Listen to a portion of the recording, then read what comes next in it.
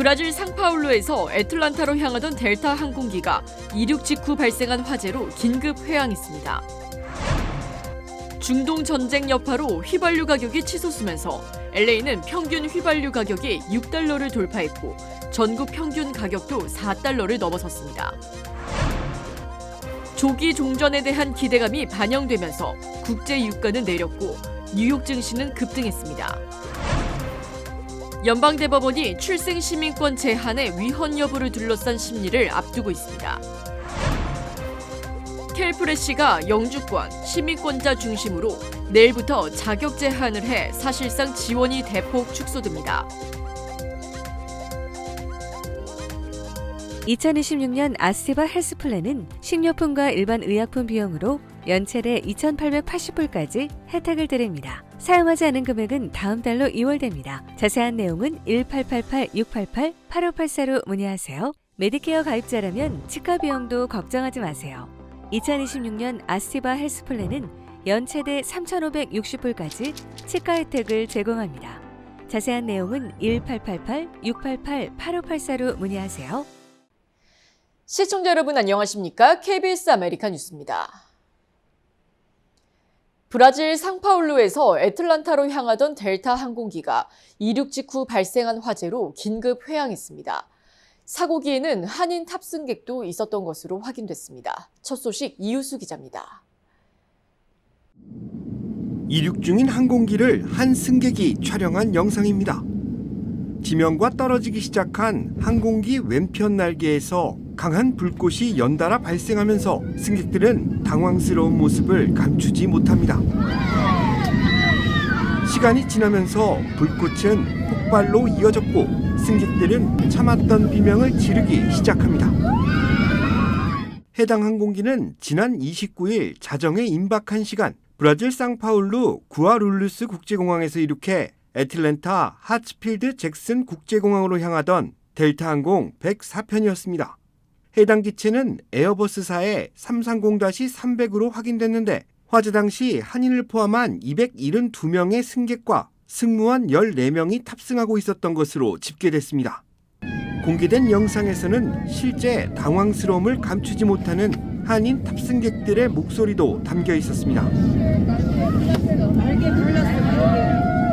관제사도 지상에서 상황을 확인하고 조종사에게 긴급 무전을 보냈습니다. Delta 04, there is a fire in your wing, okay? Left wing. Affirmative, we need to come back. 조종사는 4,500피트 상공에서 상승을 중단하고 비상 상황인 메이데이를 선포했습니다. 항공기는 이륙 후 10분 만에 회항에 성공했습니다. 델타 항공 측은 이번 사고로 발생한 인명피해는 보고되지 않았다고 밝혔습니다.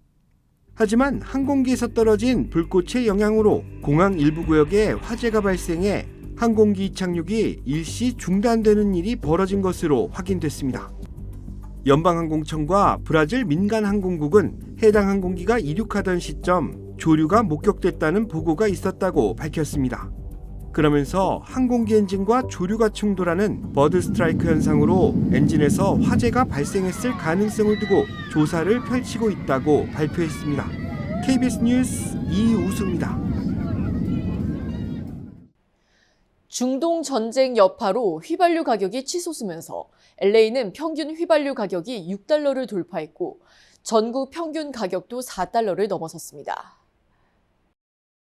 전미 자동차 협회 AAA에 따르면 오늘 LA 카운티 일반 등급 평균 휘발유 가격은 어제보다 1.1센트 오른 갤런당 $6 0.5센트를 기록했습니다.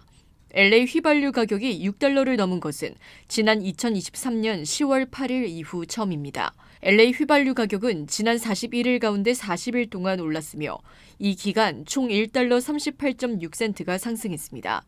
오늘 오렌지 카운티 평균 휘발유 가격은 어제보다 0.7센트 오른 갤런당 $5 93.8센트로 $6에 육박하고 있습니다. 이런 가운데 오늘 전국 평균 휘발유 가격은 갤런당 $4 1.8센트로 $4를 넘어섰습니다. 이는 러시아의 우크라이나 전쟁 여파가 이어졌던 2022년 8월 이후 약 3년 7개월 만의 최고 수준입니다. 국제 유가 급등이 직접적인 원인으로 꼽힙니다. 서부 텍사스산 원유는 배럴당 $106를 돌파하며 최근 몇 년 사이 최고치를 기록했습니다. 전문가들은 전쟁 장기화 시 에너지 공급 충격이 코로나19 때보다 더 클 수 있다고 경고했습니다. 트럼프 행정부는 여름철에도 에탄올 혼합 휘발유 판매를 허용하는 등 규제 완화 조치로 가격 안정에 나섰지만 환경단체들은 해당 조치가 대기오염을 악화시킬 수 있다며 우려를 제기하고 있습니다. 조기 종전에 대한 기대감이 반영되면서 국제유가는 내렸고 뉴욕 증시는 급등했습니다. 박일중 기자입니다. 현지 시각 기준 3월 마지막 거래일에 뉴욕 3대 지수가 급등했습니다. 모두 2% 넘는 상승폭을 기록했고 나스닥 지수는 3%가 넘었습니다. 미국의 이란 공격 이후 하루 최대 상승폭입니다. 장중한 때 S&P 500 지수와 나스닥 지수 상승률은 각각 3%와 4%를 넘기도 했습니다. 이날 주식시장은 트럼프 미국 대통령이 잇따라 이란에서 곧 떠나겠다는 입장을 밝히면서 상승 출발했습니다.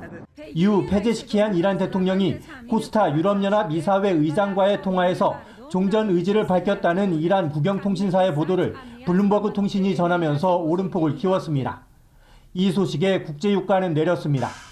여전히 높은 수준이지만 서부 텍사스산 원유는 1배럴에 $101, 브렌트유는 $104 선에서 마감했습니다. 미 국채금리도 낮췄습니다. 중동 사태가 조기에 마무리될 경우 일시적인 유가 상승이 전반적인 물가 상승으로 이어지지는 않을 거라는 전망에서입니다. 다만 종전 이후에도 상당 기간 공급 부족이 이어질 거라는 전망이 지배적입니다.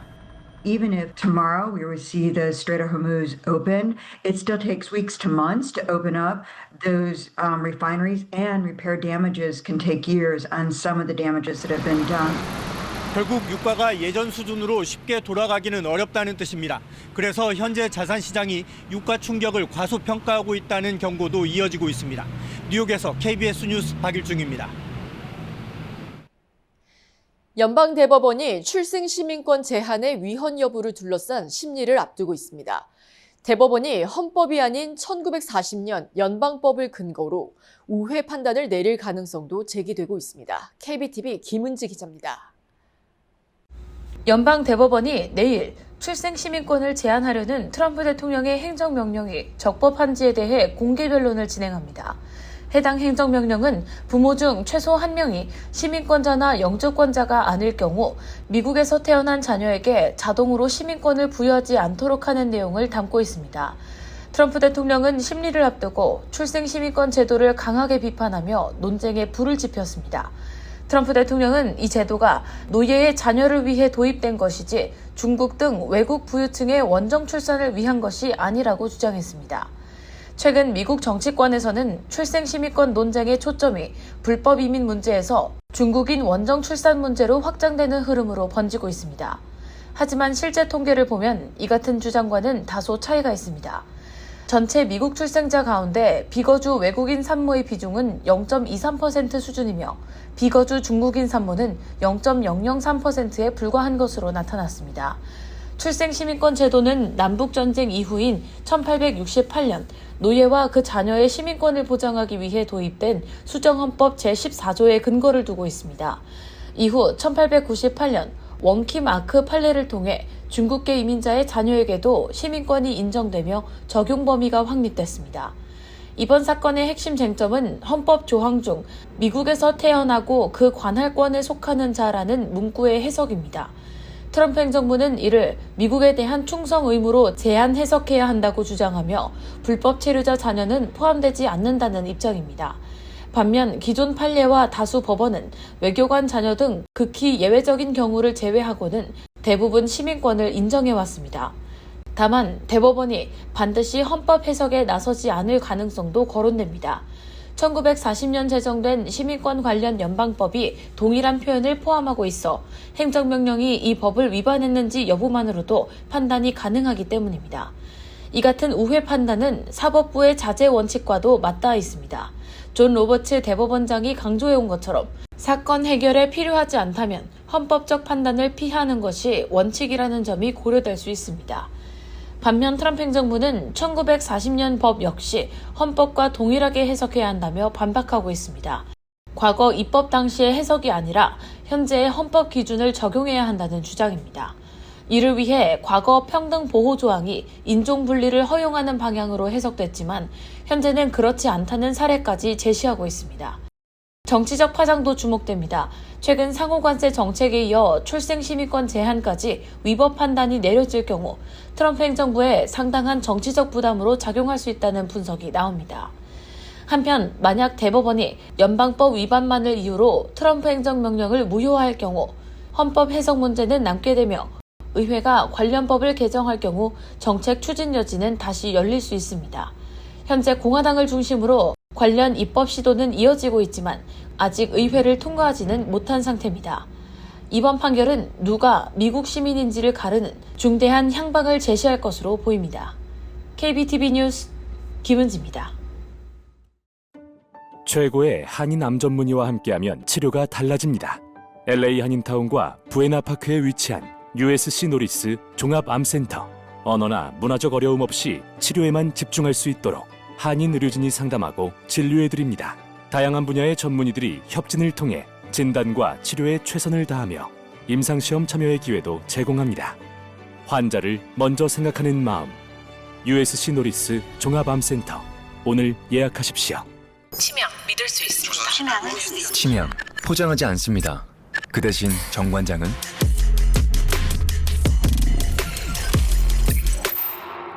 증명합니다. 과학적으로. 정관장. 캘프레시가 영주권, 시민권자 중심으로 내일부터 자격 제한을 해 사실상 지원이 대폭 축소됩니다. 연방정부가 저소득층을 대상으로 한 식료품 지원 프로그램 캘프레시의 신규 신청 자격을 대폭 축소합니다.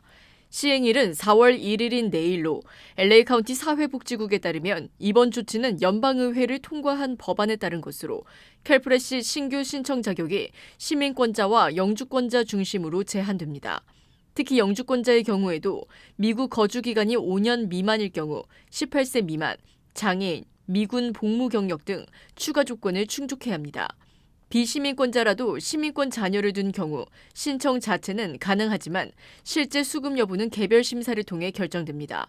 캘프레시는 저소득층의 식료품 구매를 지원하는 복지 프로그램으로 1인 가구 기준 월 소득 $2,610, 4인 가구 기준 $5,360 이하일 경우 신청할 수 있습니다.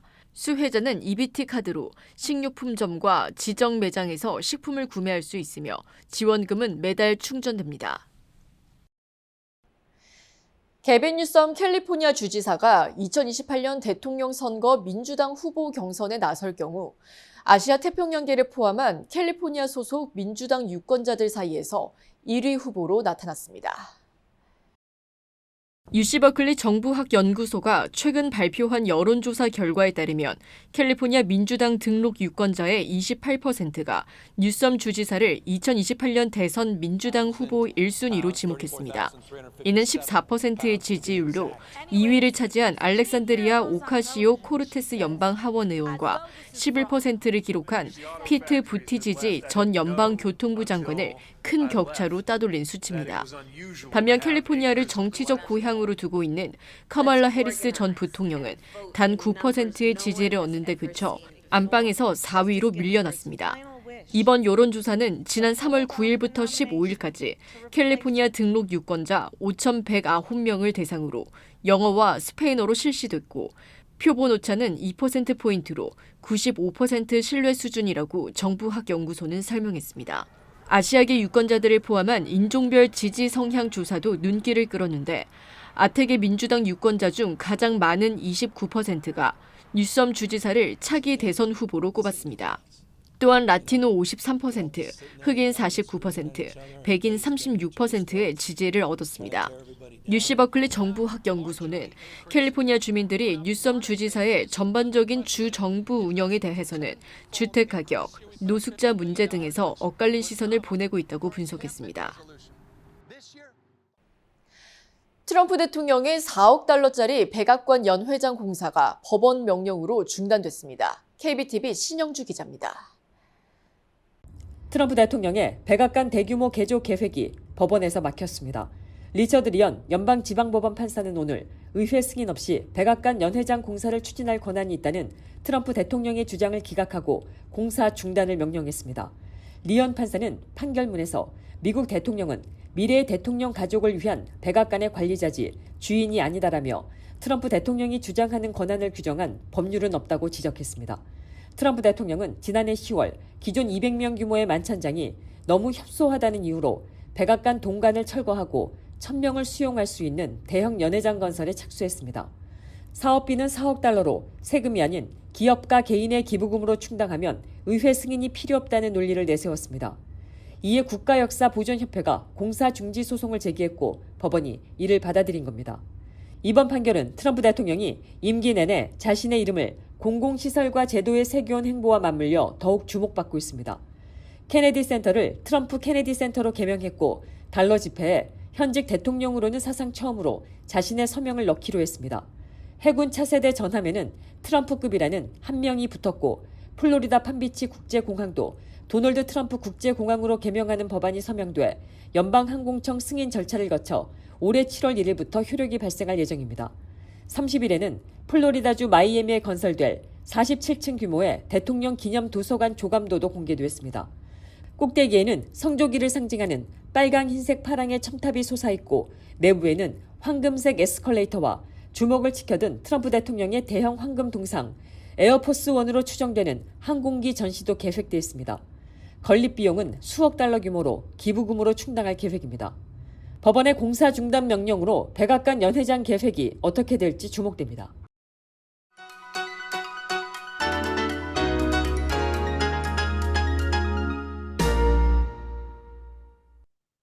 주식시장은 오늘 폭등했습니다. 올해 들어 가장 강력한 랠리 모드로 탄력받았는데요. 내스닥은 10개월 만에 최대 상승폭을 기록하며 V자 모양의 회복세를 주도했고 매그니피선트 7은 6일 만에 전 종목 모두 상승하며 분위기를 고조시키는 데 일조했습니다.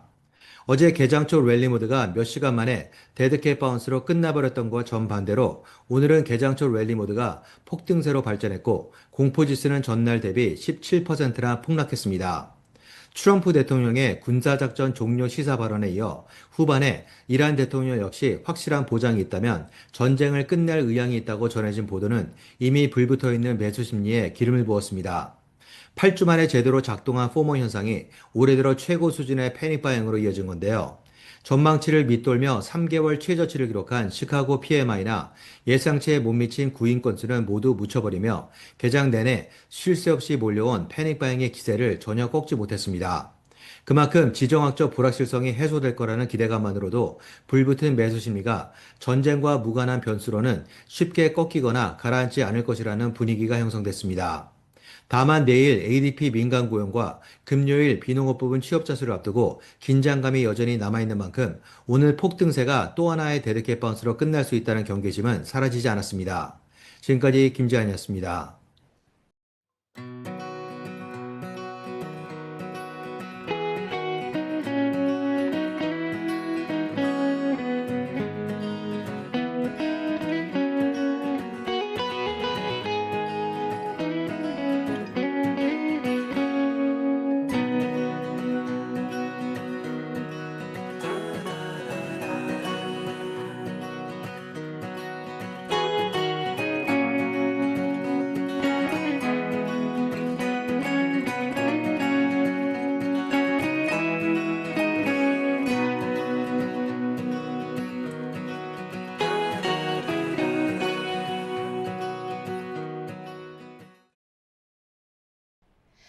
KBS 아메리카 뉴스 오늘 소식은 여기까지입니다. 편안한 밤 되시기 바랍니다.